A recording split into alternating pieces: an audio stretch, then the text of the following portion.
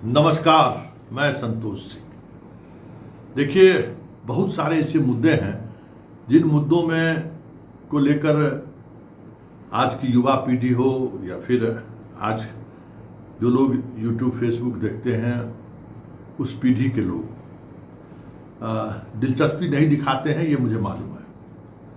किसी संवेदनशील मुद्दों पर अगर आप चर्चा करें तो ज़्यादा लोग उसको नहीं देखते, लेकिन मेरा एक काम करने का तरीका रहा है, कभी इसका मैंने ख्याल नहीं किया है।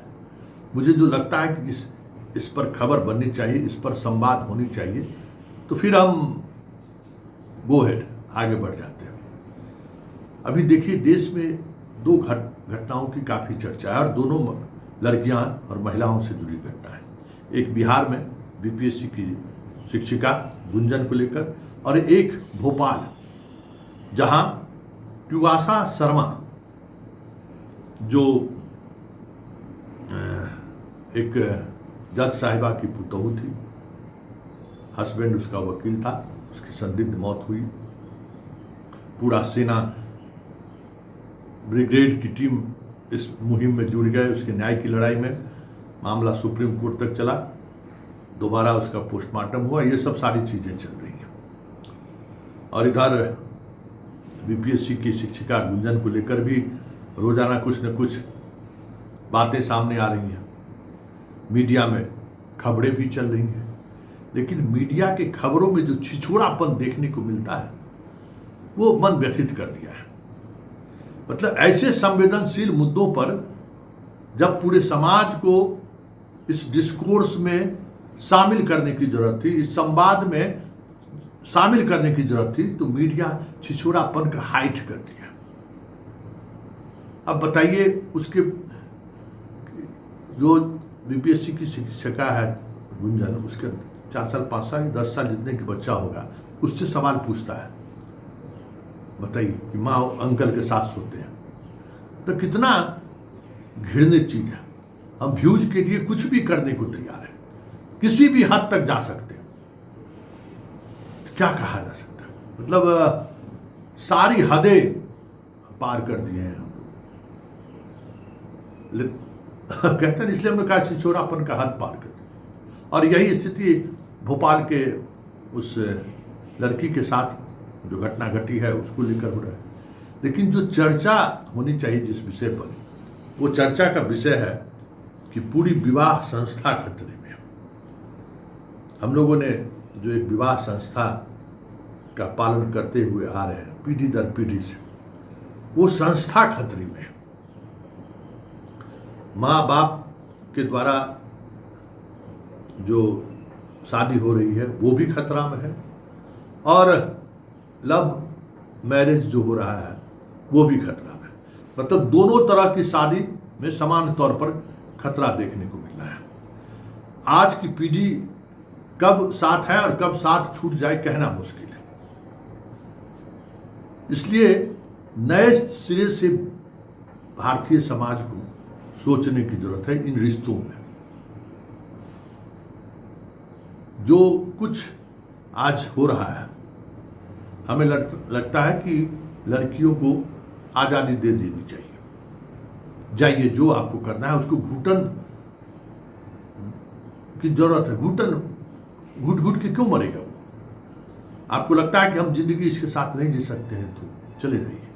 समाज कौन होता है ये कहने वाला कि तुमको पढ़ा लिया लिखाया, तुम्हारे कारण जमीन बेच दिया है? और तुम्हारे बच्चे को पाल रही है उस संकट में, स्कूल भी उसको जाना पड़ रहा है, स्कूल से आके फिर बच्चों को खिलाना है, कपड़ा खींचना है, उसको तैयार करना है, सुलाना है, फिर सुबह उठ के स्कूल जाना है। उसकी कोई कीमत नहीं है, उसकी कोई कीमत नहीं है। उसी तरीके से भोपाल की उस लड़की की कोई कीमत नहीं है। लव मैरिज की, चंद दिनों में ही लड़कों से टकराव होना शुरू हो गया। सारी बातें वो अपने परिवार को बताती रही और परिवार कहती रही कि वक्त के साथ चीज़ें बदल जाती हैं। बेटा, सबके जीवन में ऐसा होता है, कंप्रोमाइज़ करो, और अंततः दुनिया छोड़कर वो चली गई। ये जो कंप्रोमाइज़ वाली जो बात है ना, बहुत मुश्किल है। कब तक कंप्रोमाइज़ किया जा सकता है? देखिए, मेरा मानना है इस तरीके के रिश्ते पे अब नए सिरे से सोचने की जरूरत है। हम लड़कों की सोचने की जरूरत है, हर बाप माँ को भी सोचने की जरूरत है। कुछ भी हो जाए, चाहे बेटा हो या बेटी हो, जब तक अपने पैर पर बुखारा नहीं हो जाता है, कुछ करने की स्थिति में नहीं आ जाता है, तब तक शादी मत करिए। शादी जरूरी नहीं है। विवाह संस्थान आज टूट इसलिए रहा है कि हमारा नजरिया आज भी उसी ख्यालात में है कि लड़की उपभोग की वस्तु है। कामकाजी लड़की में और घरेलू महिलाओं में, लड़कियों में कोई फर्क हम लोग नहीं कर पा रहे। और यह चीज हस्बैंड पर भी लागू हो रहा है और पत्नी पर भी लागू हो रहा है, दोनों पर लागू हो रहा है। क्योंकि इस देश में हम बार बार कहते हैं कि जो सपोर्ट सिस्टम लड़कियों के लिए होनी चाहिए या लड़का के लिए भी, वो नहीं है ही नहीं। दुनिया इस विवाह संस्थान से आगे निकल चुका है ना। विवाह संस्थान अगर आपको मजबूर करता है, आपको अगर अपने आप को मारने पर मजबूर करता है, तोड़ डालिए इस संस्थान को। समाज को कहने दीजिए कि आप बदचलन हैं। समाज को कहने दीजिए कि आप जो है सो मान्यताओं को तोड़ा है। मत फिक्र कीजिए, जान है तो जहान है, अपनी जिंदगी जिए। इसलिए ट्यूबासा शर्मा ने जो कुछ भी की, ऐसा नहीं करना चाहिए था। हालांकि उनके परिजन का कहना है कि उन्होंने आत्महत्या कर दिया।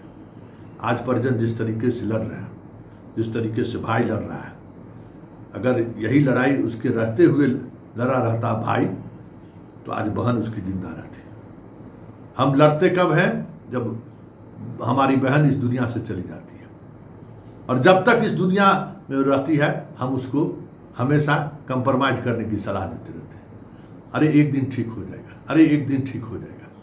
और जब सब कुछ बिखर जाता है तो हम मेजर हैं, हम सेना संगठन के पास चले गए, हम आप सुप्रीम कोर्ट तक लड़ेंगे। अगर यही लड़ाई उसका भाई जाकर अपने बहनों से लड़ा रहता, अपने जीजा जी से लड़ा रहता, तो आज उसकी बहन जिंदा रहती। कंप्रोमाइज किस बात का? आज बीपीएससी शिक्षिका गुंजन को जितना मीडिया ट्रायल हो रहा है, जिस तरीके से बार बार उसको टॉर्चर किया जा रहा है, वो फाइट कर रही है, कह रही है ना कि हम मर जाते तब कैंडल मार्च निकालते और कहते कि इसके साथ अनजस्टिस हुआ है। उसने विवाह संस्थान को तोड़ दिया। और कोर्ट को भी अब इस तरीके के मसले पर ज्यादा दिन समय नहीं लेना चाहिए। अगर क्योंकि एक बार मनभेद हो गया तो फिर उसको जोड़ने का कोई मतलब नहीं है। जब बात इतनी दूर तक चली गई तो फिर एक छत के नीचे हम हैं, लेकिन एक साथ न बात कर रहे हैं, न एक साथ खा पी रहे हैं, न एक साथ संवाद कर रहे हैं, तो फिर ऐसी जिंदगी का क्या मतलब है? इसलिए इस दोनों मसले पर मीडिया का जो भी छिछोरापन हो, वो टीआरपी के लिए, पैसे के लिए कुछ भी कर सकता है। लेकिन समाज को वक्त आ गया है सोचने का कि भाई इस संस्थान को हम कैसे बचा सकते हैं, या फिर यह संस्थान लड़कियों के शोषण का कारण न बने, लड़कों को आत्महत्या करने के लिए मजबूर न करें। दोनों तरफ से ये चीजें हो रही हैं।